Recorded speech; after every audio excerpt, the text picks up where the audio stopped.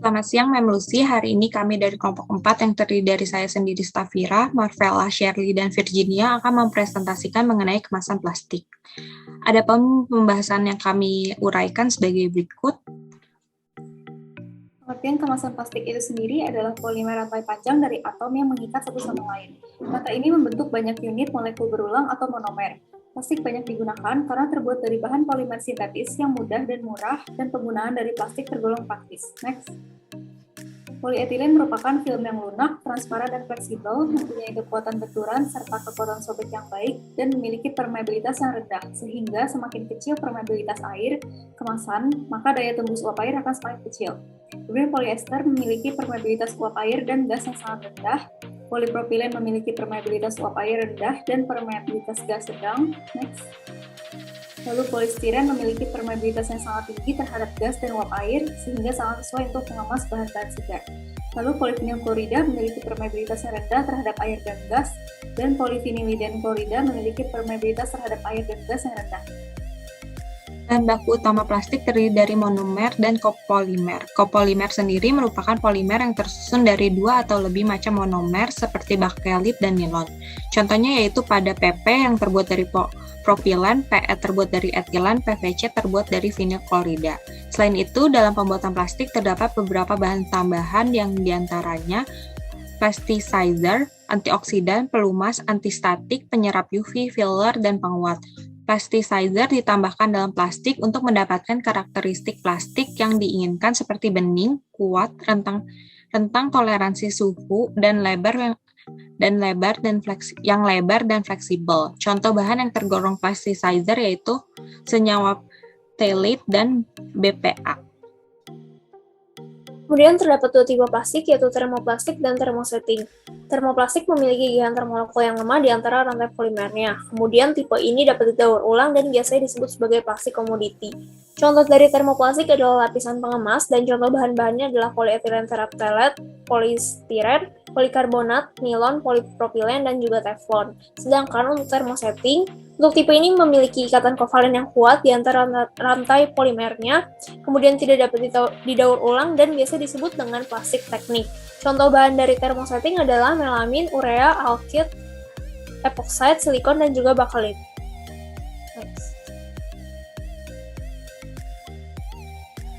Next.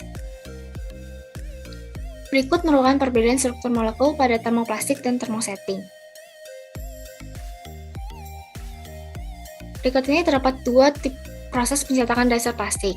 Pertama itu cetak injeksi, di mana cetak injeksi ini merupakan proses di mana polimer leburan akan dilakukan kompresi ke dalam cetakan tertutup. Pada prosesnya, pencetakan plastik dengan cara injeksi ini membutuhkan waktu pencetakan lebih cepat dibandingkan dengan cetak kompresi. Kedua itu cetak kompresi. Cetak kompresi ini merupakan proses pencetakan dengan menggunakan panas serta tekanan untuk mencetak polimer cair. Polimer cair tersebut kemudian akan dimasukkan ke dalam permukaan cetakan sehingga membentuk pola yang diinginkan. Berikut ini merupakan 3 proses manufaktur dalam pembuatan plastik, yaitu dengan cara injection blow molding, extrusion blow molding, dan blow molding. Pada dasarnya, pencetakan plastik dilakukan secara kontinu antara satu alat ke alat berikutnya. Pada tahapan pencetakan plastik dengan cara injection blow molding, biji plastik atau yang biasa kita sebut sebagai pellet dimasukkan ke dalam tabung berpemanas yang terdapat skru untuk menghasilkan lelehan biji plastik. Setelah biji plastik meleleh, akan langsung diinjeksi ke dalam cetakan plastik sembari ditiup hingga memenuhi cetakan. Hingga akhirnya akan membentuk plastik yang diinginkan sesuai dengan cetakan. Selanjutnya, pada penggunaan extrusion blow molding, biji plastik atau pellet yang dilakukan pelelehan dalam tabung berpemanas dan skru akan meleleh secara kontinu. Pelelehan tersebut ditekan melalui sebuah orifice dan menghasilkan penampang plastik. Penampang plastik yang dihasilkan kemudian akan dimasukkan ke dalam cetakan untuk ditiup membentuk bentuk yang diinginkan sesuai dengan cetakan. Next. Pada proses blow molding, pelelehan plastik secara kontinu akan membentuk pipa atau parison yang kemudian dimasukkan ke dalam satu cetakan. Setelah masuk, parison akan ditiup di dalam cetakan hingga membentuk bentuk yang diinginkan. Proses ini merupakan kombinasi dari metode extrusion dan molding. Sekarang saya akan menjelaskan mengenai karakteristik jenis kemasan plastik. Next. Terdapat 7 jenis kemasan plastik. Yang pertama ada PET atau polyethylene terephthalate, biasanya menggunakan kode 1, Dan tipe botolnya adalah jernih atau tembus pandang dan biasa digunakan sekali pakai saja, dikarenakan kalau sering dipakai atau diisi air hangat akan mengakibatkan lapisan polimer pada botol akan meleleh dan mengeluarkan zat karsinogenik yang akan menyebabkan kanker pada tubuh. Contoh kemasannya adalah botol mineral dan juga botol jus. Yang kedua tipenya adalah HDPE, yaitu High Density Polyethylene. Karakteristiknya kuat, keras, buram, dan tahan terhadap suhu. Kemudian aman digunakan dikarenakan tipe ini dapat mencegah reaksi kimia antara kemasan plastik dengan bahan makanan yang dikemas. Kemudian direkomendasikan juga untuk sekali pakai saja dikarenakan pelepasan senyawa antimonotrioxidanya akan terus meningkat seiring waktu sehingga kurang baik untuk kesehatan. Dan biasanya digunakan untuk produk botol susu berwarna putih, Tupperware, dan juga galon air minum. Next.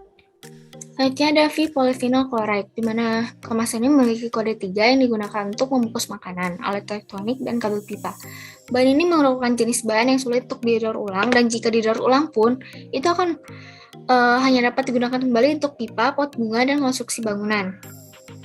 Selanjutnya ada LDPE atau Low Density Polyethylene. Itu kemasan memiliki kode 4 yang digunakan untuk barang yang membutuhkan fleksibilitas tinggi namun kuat, seperti tempat makan, botol yang lembek seperti untuk kemasan madu dan mustard, kantong sampah, pertanian, dan konstruksi bangunan. Next. PP atau polypropylen.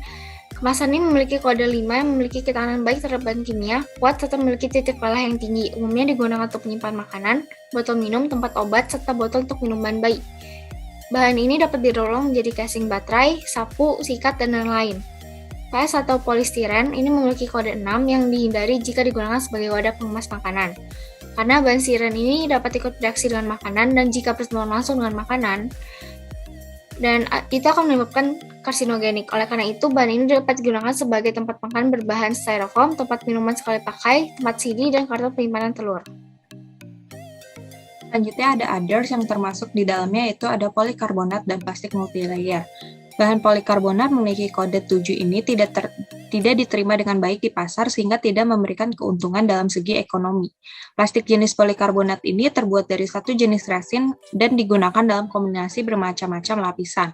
Kemudian ada plastik multilayer yang merupakan jenis plastik yang terdiri dari beberapa lapisan plastik yang fungsinya untuk memberikan warna pada kemasan plastik dan sulit untuk dihancurkan. Plastik jenis ini membutuhkan waktu ratusan hingga jutaan tahun agar dapat hancur dan menyatu dengan tanah sehingga memiliki nilai jual yang rendah. Berikut ini merupakan ketahanan suhu maksimal dan minimal pada kemasan plastik.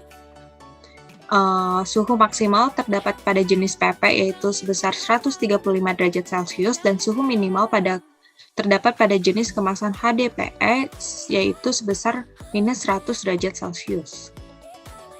Berikut ini beberapa pengujian yang dapat dilakukan pada plastik. Next. Yang pertama, sifat kilap menggunakan alat refraktor. Kemudian kedua, sifat kabut atau haze menggunakan alat phase meter. Yang ketiga, sifat tembus pandang atau transparansi menggunakan alat specular transmittance yang akan mengukur rasio intensitas sinar yang melalui sampel. Kemudian yang keempat, sifat blocking, yaitu dua plastik yang akan ditekan selama waktu tertentu yang akan diamati kecenderungan melekat satu sama lain. Yang kelima, untuk mengukur impact fatigue menggunakan pendulum impact tester. Yang keenam, mengukur sifat slip menggunakan slip meter. Yang ketujuh, untuk mengukur tensile dengan yang diukur adalah tensile strength, percent elongation, yang modulus atau elastic modulus, dan juga puncture stress. Next.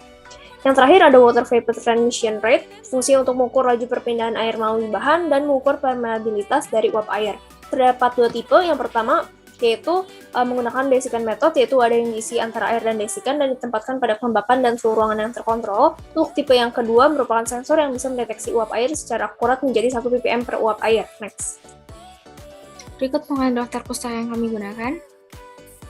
Sekian presentasi dari kelompok kami, terima kasih.